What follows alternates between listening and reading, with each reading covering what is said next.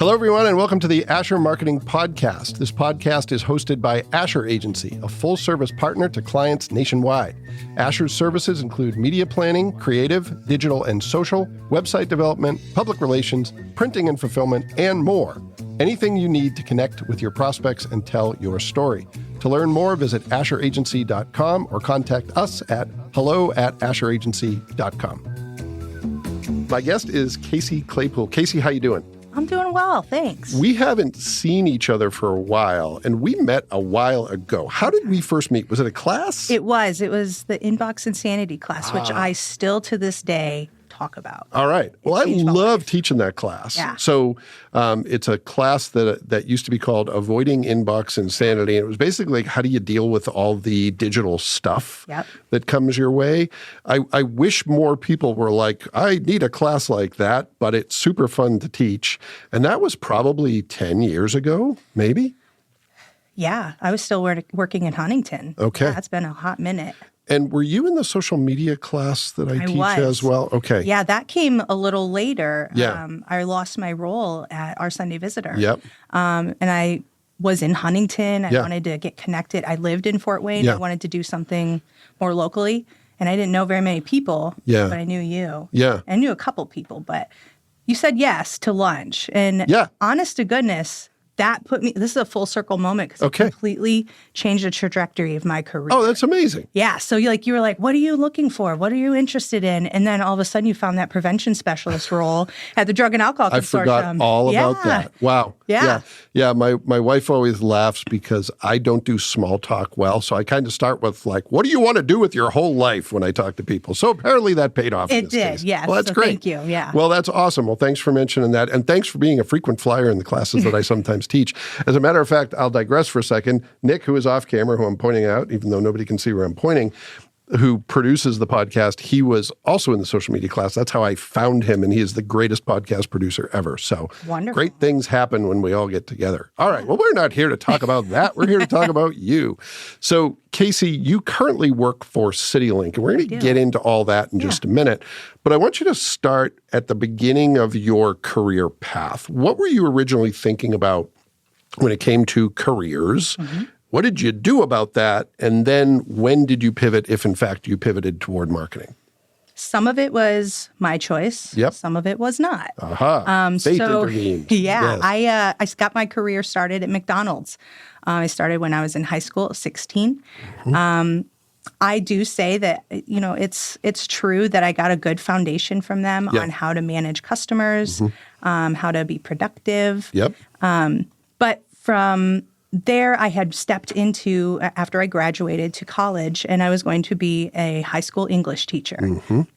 One day I was at Walmart, and I saw a gaggle of high school students, and I thought, nope, this is not for me. No way. Yeah, so I pivoted to internal communications. Okay. And that was at Southwestern Michigan College. Yeah. And so McDonald's, at the time I was a manager there, they were going to work with my schedule until they weren't. And so I had to choose between keeping my scholarship or keeping benefits. Yeah. So dropped out of college, kept my job.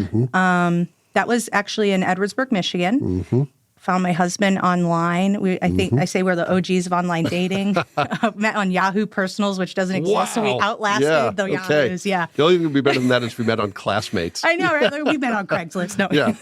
Wow. Yeah, so that's what got me to Fort Wayne. Okay, all right. Yeah, so between McDonald's and there was just a myriad of just regular office jobs, kind of getting my feet wet and trying to figure out what was next.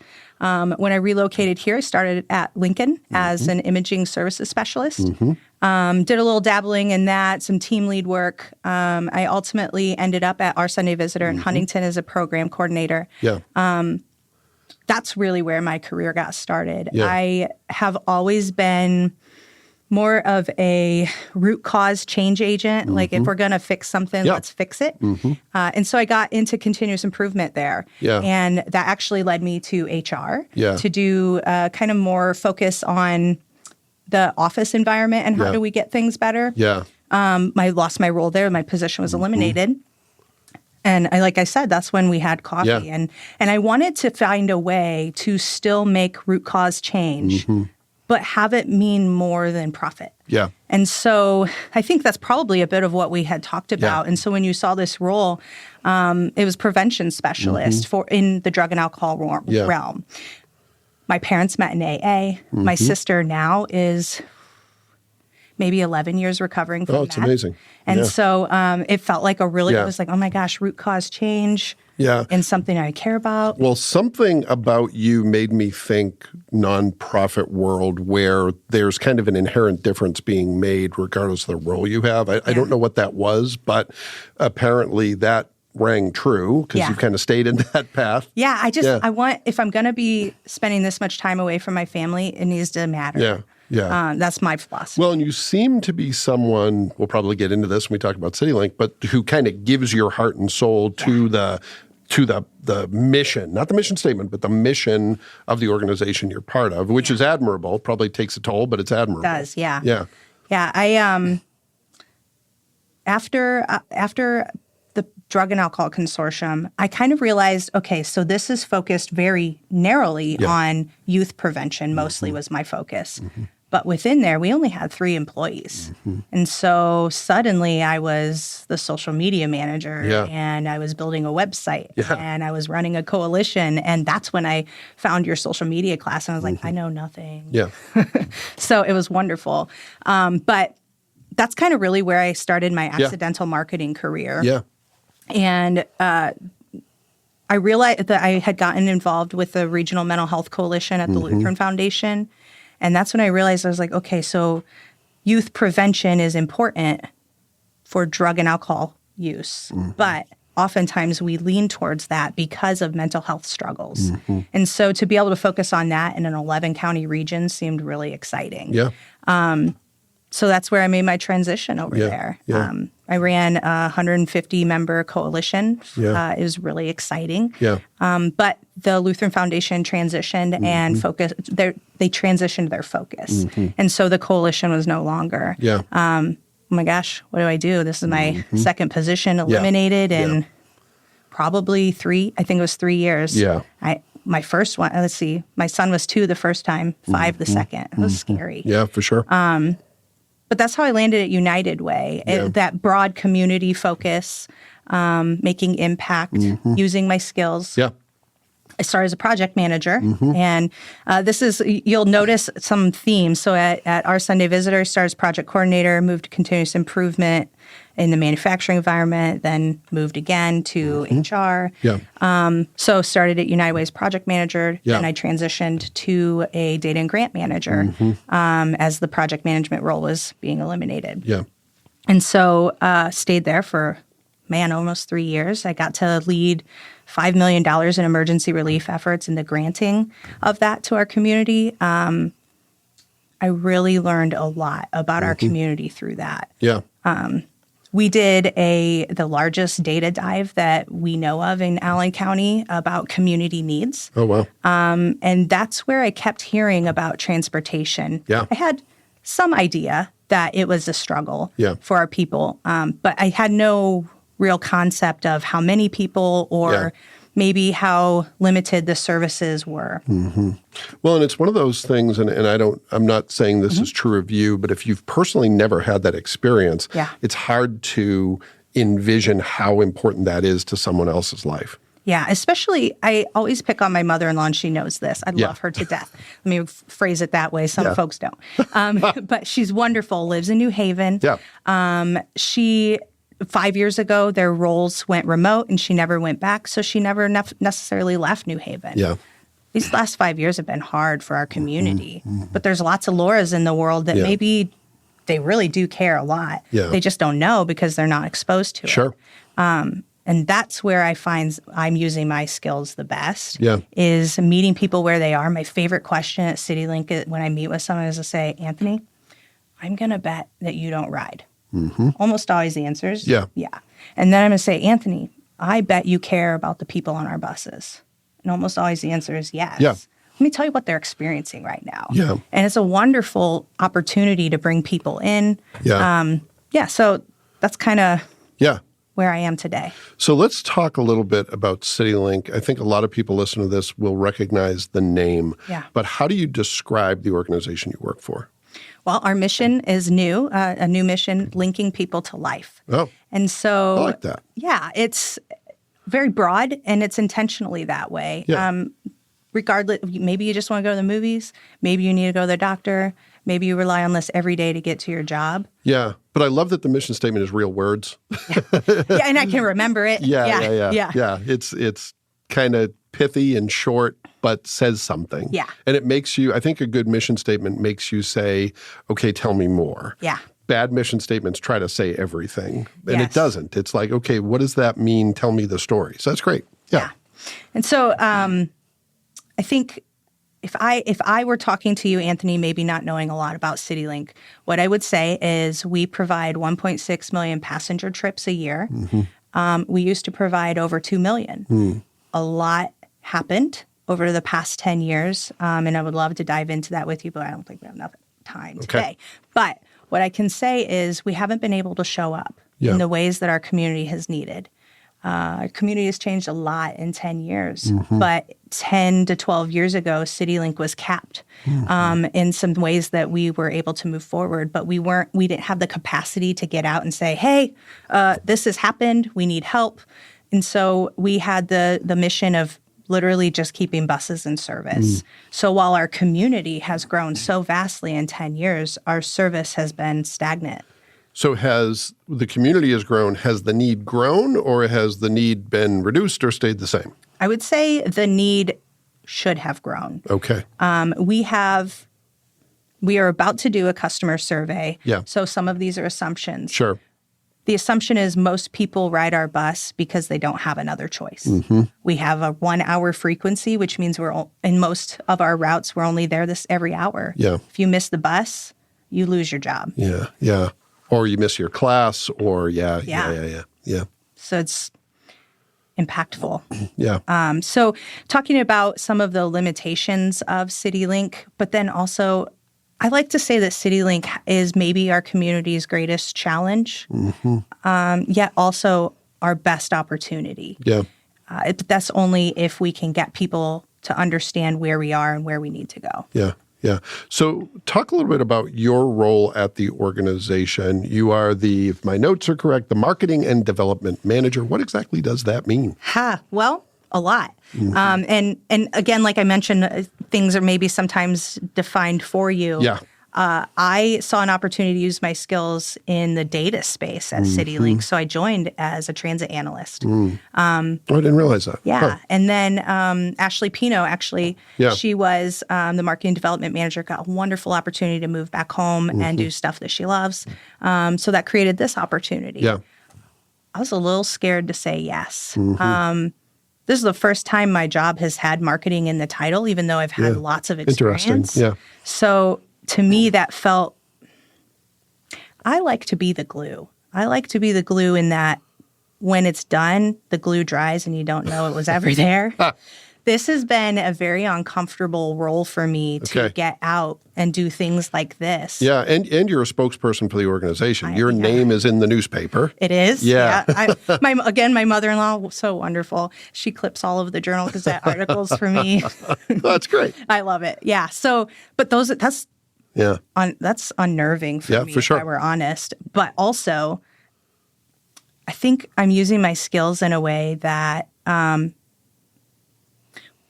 I'll go back to my internal communications. Yeah. One of the neatest things I learned in that class was about the Johari window. And essentially, it's like the window has these 4 quadrants. One is things you know about yourself and everyone else knows. Then there's the things that you know about yourself, nobody else knows. Then there's the things that maybe you know about me and I don't know about myself. And then there's the ones that I don't know until I'm there. Like if someone comes into my home, how do I respond? And so I'm in a season of, oh my gosh, other people have seen this for years and I'm playing catch up and just finally realizing maybe I'm living my purpose. Yeah. Yeah. Well, that's a great place to be. Yes. Yeah.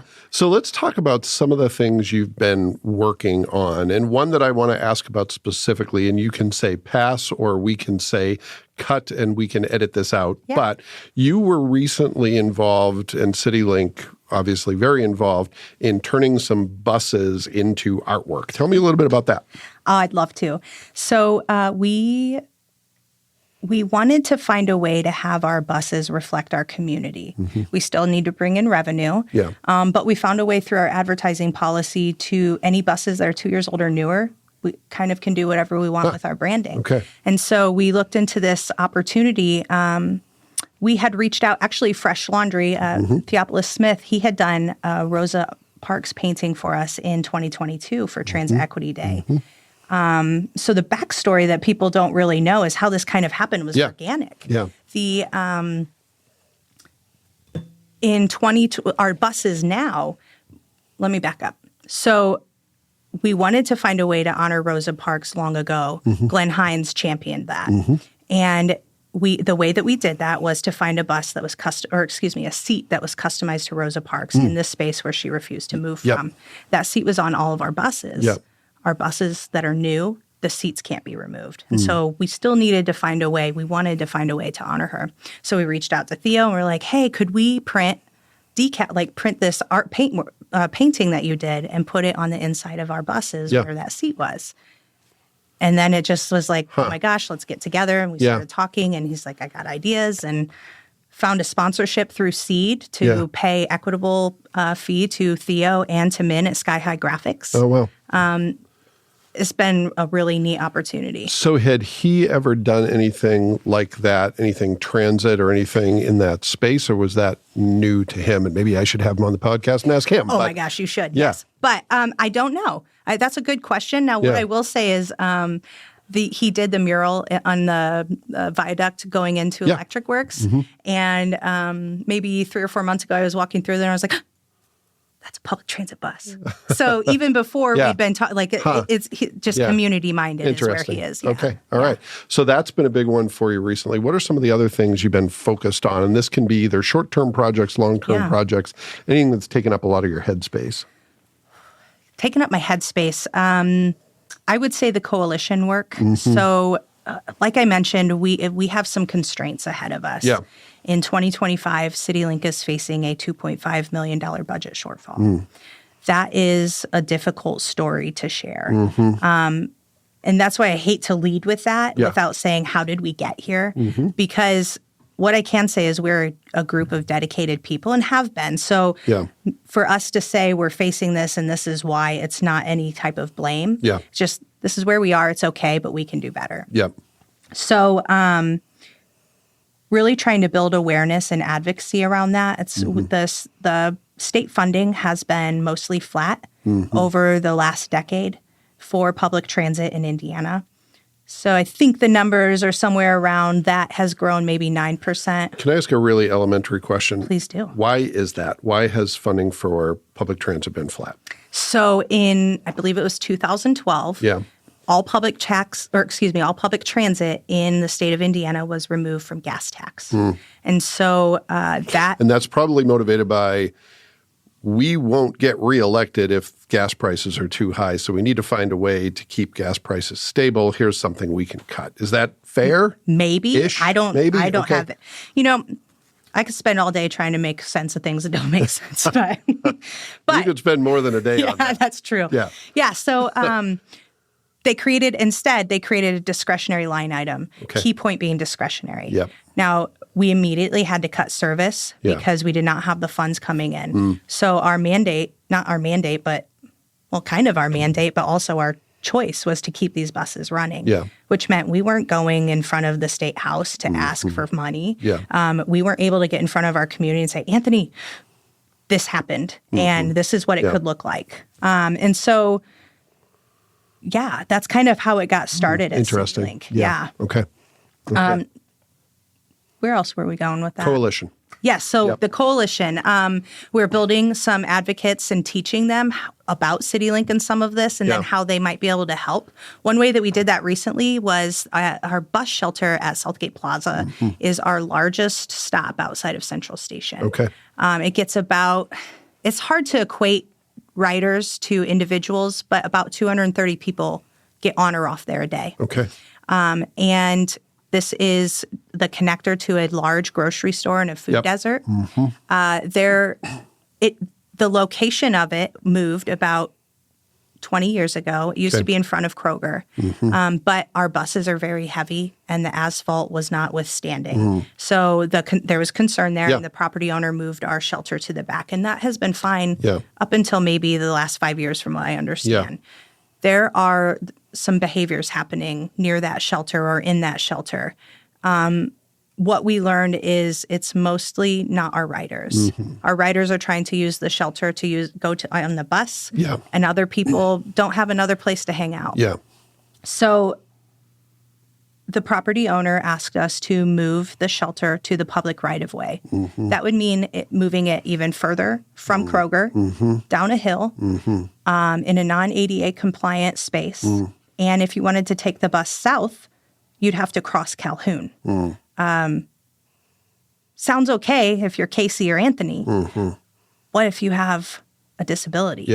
And so for us, it was more about raising awareness of, okay, we've been having this conversation and we're not being heard. Maybe it'll be received better if it's our community. And oh my gosh, they showed up in droves. So how did you ignite that? How did you get the word out that you needed to get the word out? We have been working to build some momentum over maybe the last 6 months. Okay. So I would say we had this wonderful event for Transit Equity Day. Very important topic. And then in March, we're told we have to move our shelter.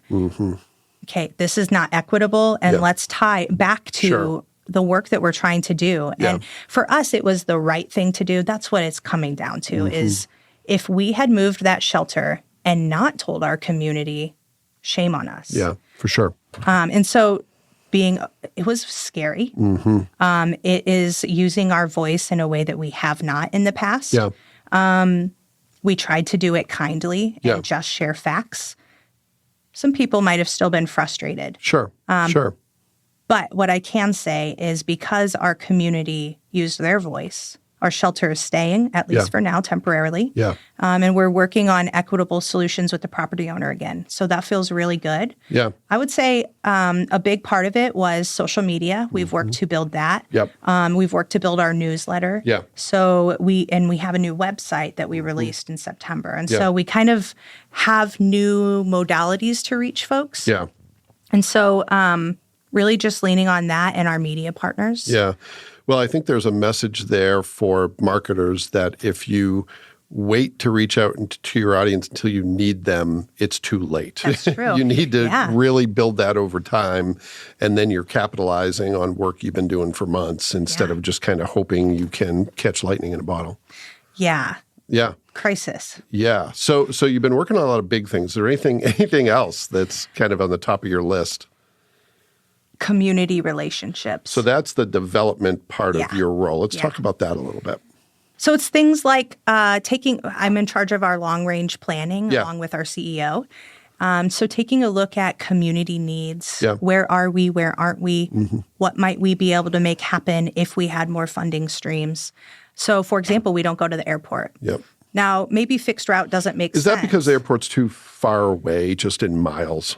I would say it's a few things. While they are inside of our taxing district, the airport doesn't pay taxes. So trying to find a way to make a sustainable funding model with that is difficult. Also, a conversation I had recently, it doesn't make sense necessarily if you say, gosh, a fixed route bus going to our airport. I've not heard those requests come from riders. What I can say is, though, people like Turnstone, when they have their Paralympics, they have no way to get folks from the airport to their center. And so what I see is broader opportunity than just creating an airport connector. Yeah. It's getting down Airport Expressway where Amazon is. It's getting down, what is that road on the airport where Fort Wayne Metals is, Ellison Bake, all of these manufacturing places that if we made assumptions would be people that need transportation. On Ardmore. Yeah. And all of that's come in the last 10 years. Yeah. So having conversations with Fort Wayne Metals, Amazon, trying to have conversations with the city. I'm a synthesizer of information and people. Yeah. So being able to use my skills to say, okay, so if we need to get here, and this is part of my training through coalition work, if we need to get here, we don't start here. Yeah. Who do we know that's in their ear that maybe there's some type of mutual respect we can build off of? Yeah. Transit sounds big and scary, and I kept hearing it couldn't be fixed. Yeah. It can be. Yeah.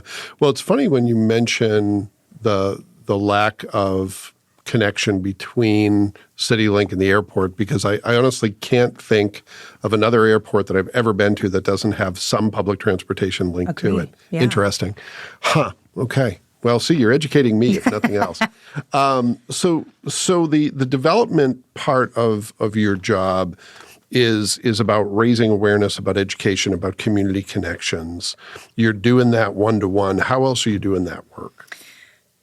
So through this coalition building, working with maybe some individual groups that know broader audiences. Yep.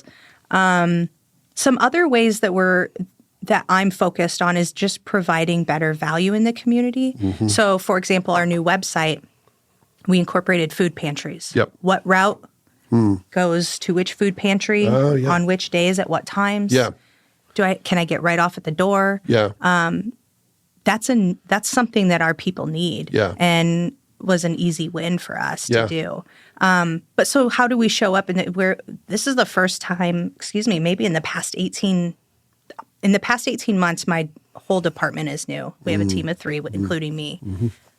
We're getting out in the community and showing up in different ways, and people have received us so well. Yeah.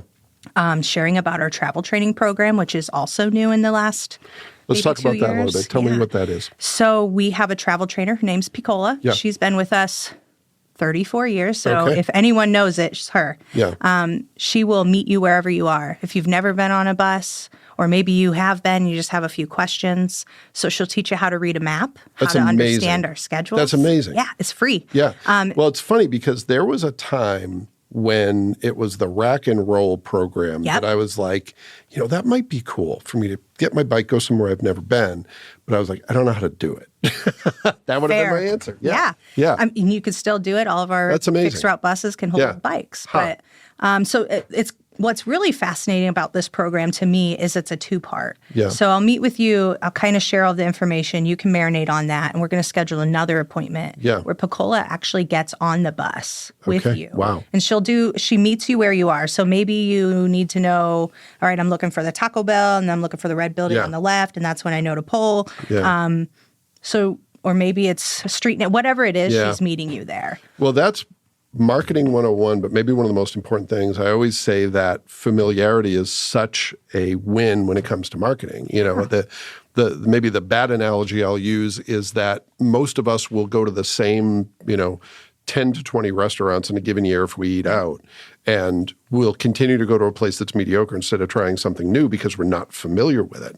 One of the biggest impediments to using CityLink is never having used CityLink. Yeah. I know I could use it. I need it, but I don't know how to do it, and I'm afraid to ask. That's amazing. I didn't know that service was available. That's great. Yeah. So one thing that we're working on is a train the trainer program for that.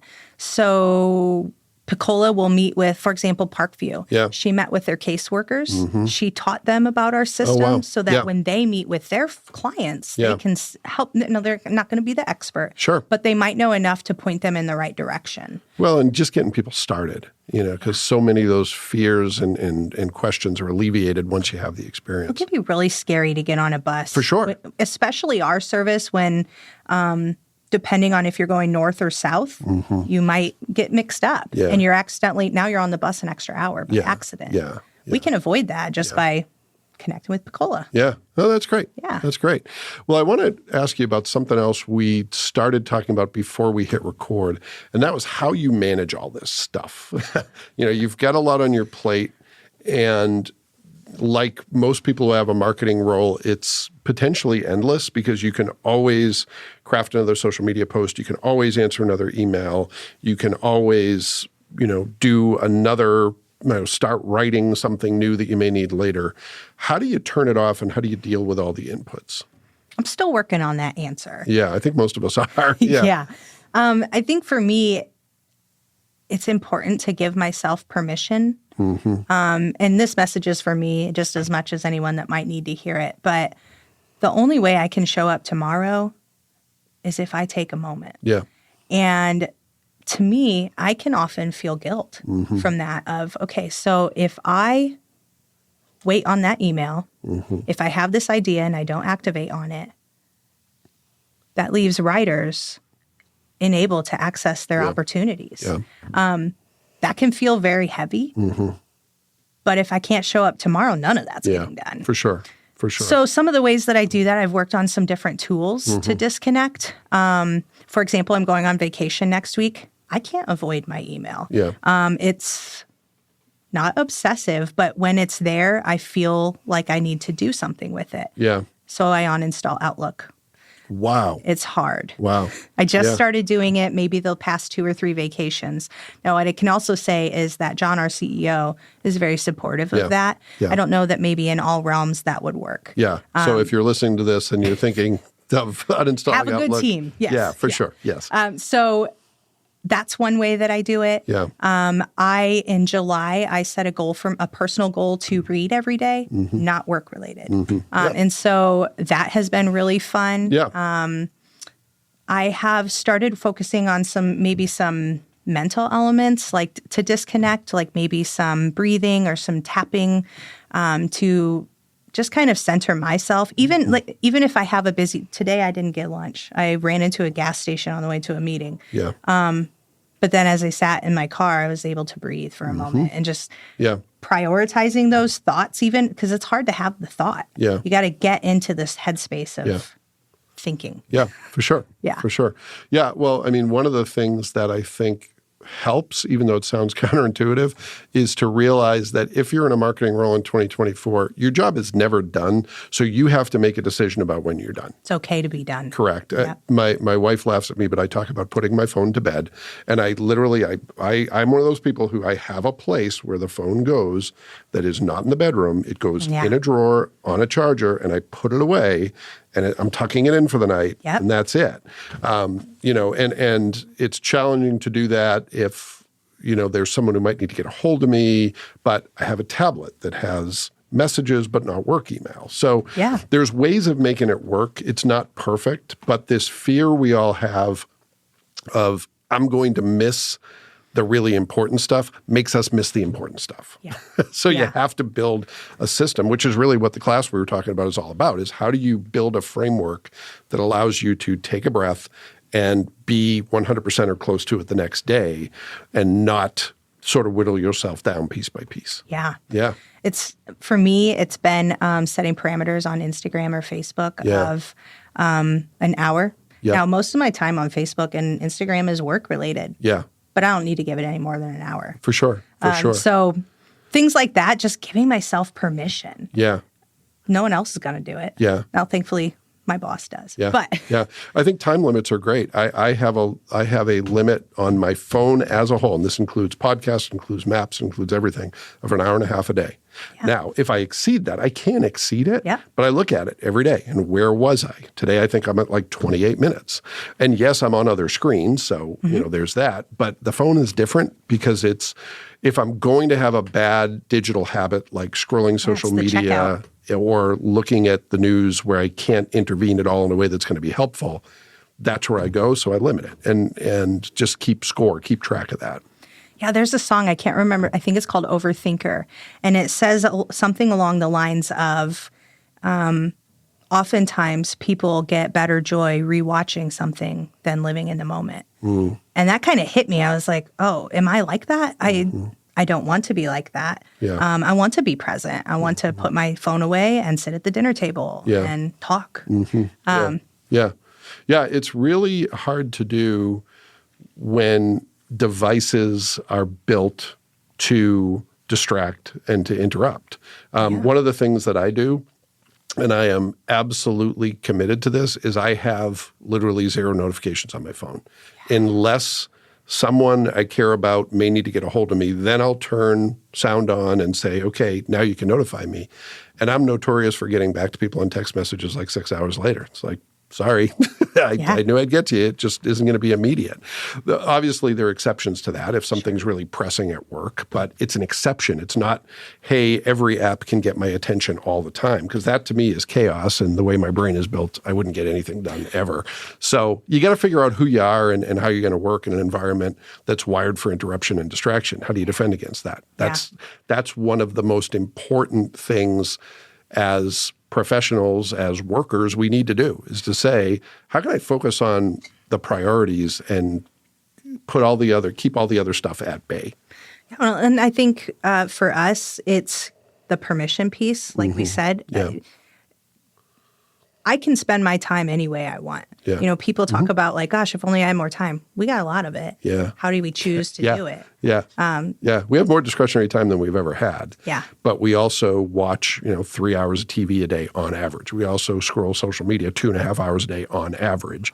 That sounds exhausting. Well, it's like, how do you have time to work and how do you have time for anything else? So it's being honest about that and knowing that, we always talk about, this is getting really deep. This is good. We always talk about interruptions from other people and unproductive meetings. The biggest detriment is ourselves. Yeah. And I include myself in that. It's like I'm my own worst enemy when it comes to staying focused and being present. So how do I, for want of a better term, get my shit together so I can focus on the thing that deserves my attention? That is not something you figure out and is a switch you flip. It's something you got to figure out every single day. Every day. Yeah. Keep trying. Yeah. All right. Well, let's pivot to a few quick hit questions. Now that we've solved all the world's problems. All of them. What would you say is your best career advice? If you were talking to someone about how to have a fulfilling and successful career, what would you say is the most important thing for people to focus on? I think be open. Okay. Tell me what you mean by that. There was a lot of pivots in my career. Yeah. What I'll share is a phrase, the jack of all trades phrase. Most people know it as a jack of all trades is a master of none. But the quote goes on to say, it's oftentimes better than a master of one. For me, I don't have to know all the things in all of the ways. Yeah. But I'm pretty broadly educated. And that allows me to dabble in a lot. And I know a lot of good people, so I can call on them for the experts when I need it. Yeah. So I think for me, it's you don't have to be the expert. Yeah. And I think that's maybe what I was waiting for until I just jumped in. A little bit afraid. Yeah. It's okay to do it afraid. Yeah. Yeah. Well, that's great advice.